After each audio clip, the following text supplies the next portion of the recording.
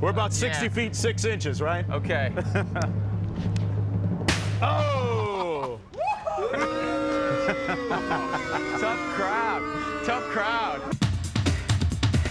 Hey, it's the anniversary of the first singing telegram. In 1933, the first singing telegram went to Rudy Valley, and in that honor, we are delivering singing telegrams today.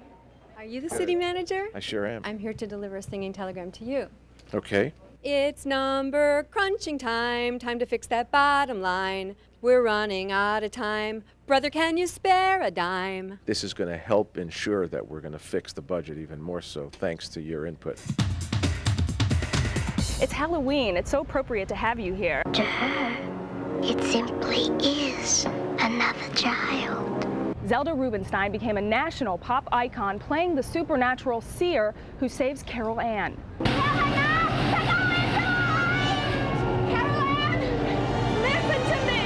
Do not go into the light. Do you remember those words? You must have heard them so many times. People stop me and ask me if they should. We got a car that's about ready to bust in here on Lincoln. All right. This is Bobby Hillen. Wow. And, in there. No, Chris and I are not going to change the tires. Absolutely, or wash any of the car. But this is a absolute NASCAR car that's going to be running on Sunday. In fact, this will be running on Sunday. You're just dragging yourself out of there, aren't you? Got our very own Doc Severinsen going here. This is Newton Grant. He's our one-man band for the evening, and we love him. Behind me, of course, Paul Enron and Damon Wayans. This is my kind of gig, but first you need to know that you are watching Munsters. And coming up next, make sure you stay tuned for MASH, followed, of course, by The Times with Amy Atkins at 7 o'clock. And tonight we look at the question as, which county, Dade or Broward, is most rural? Right now you're watching Politically Incorrect with Bill Maher. And coming up next, The Times. The Times with Amy Atkins, followed by Ocean Drive with Hunter Reno. And tonight Hunter goes to Ocean Drive's 5th anniversary party with Puff Daddy. We're never gonna meet Puff Daddy. We're gonna be stuck in here. I am leaving the studio and getting into this fat, beautiful limo. Why do you ask? Well, we don't really have a destination or any place to go. We're sort of all dressed up and no place to go. But our limo driver here, hi, how are you? Nice to meet you, how are you? It's a very safe and efficient driver. We're at Skydive Palm Beach. I am Stephanie and we're going skydiving! Woo! These guys are going first. We're gonna get their response. Check it out. People are falling from the sky as we speak. Unbelievably awesome. I was nervous, now I am getting so psyched!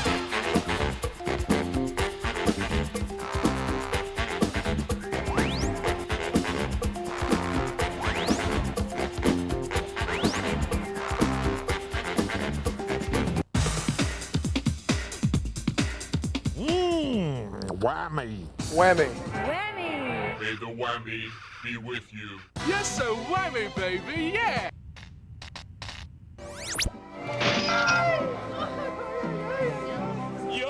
Whammy, baby! The city is our studio. Oh, my little darling pigeon.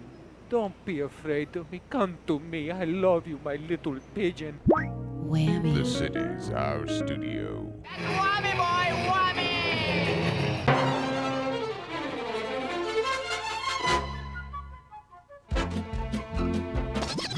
Give me my whammy!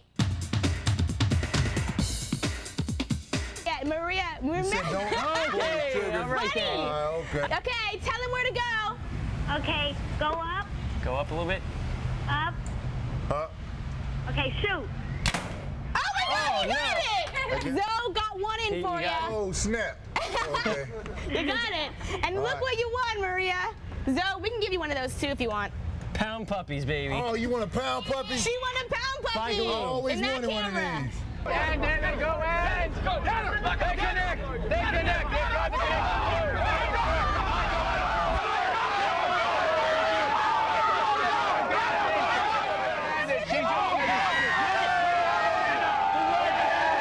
Are you hungry? Are you guys hungry? Check this out. Oh yeah. Look Oh, great. how hot it is. Oh yeah. We got. I think this is like really. Oh, We are frying yeah. eggs on Lincoln Road. It's Yeah. so hot right now. Check it Oh, out. great.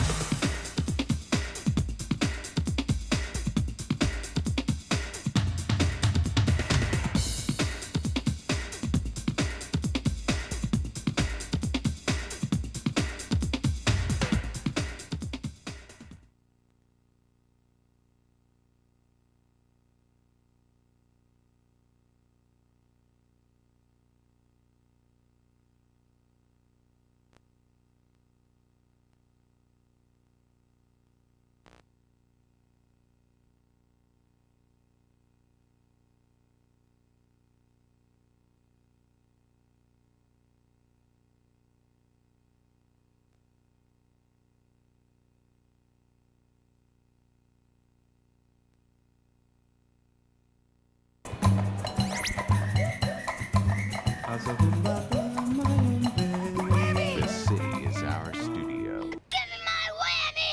Hey, it's the anniversary of the first singing telegram. In 1933, the first singing telegram went to Rudy Valley, and in that honor, we are delivering singing telegrams today. Are you the city manager? I sure am. I'm here to deliver a singing telegram to you. Okay. It's number crunching time, time to fix that bottom line. We're running out of time. Brother, can you spare a dime? This is going to help ensure that we're going to fix the budget even more so, thanks to your input. Next. Okay. Okay, here's your prescription. Viagra. You just sold a guy some Viagra. When suddenly you think, what if this guy's heart is on the blink? Better check your insurance premiums. I hope my insurance rates don't go up the way this gentleman is going to go up. Yes, so whammy, baby, yeah!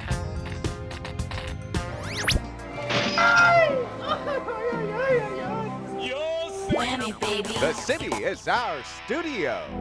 May the whammy be with you. Oh, my little darling pigeon. Don't be afraid of me. Come to me. I love you, my little pigeon. Whammy. The city is our studio. We got a car that's about ready to bust in here on Lincoln. All right. This is Bobby Hill and wow. And in there. no, Chris and I are not going to change the tires. Absolutely, or wash any of the car. But this is a absolute NASCAR car that's going to be running on Sunday. In fact, this will be running on Sunday. Just dragging yourself out of there, aren't you? Nice pull-in. Now, we've had a lot of guests in the playground before. Lonzo Mourning, you know, some other sports guests, but we've never had something like this. First, Manny Puig and Mark Rackley from Extreme Adventures.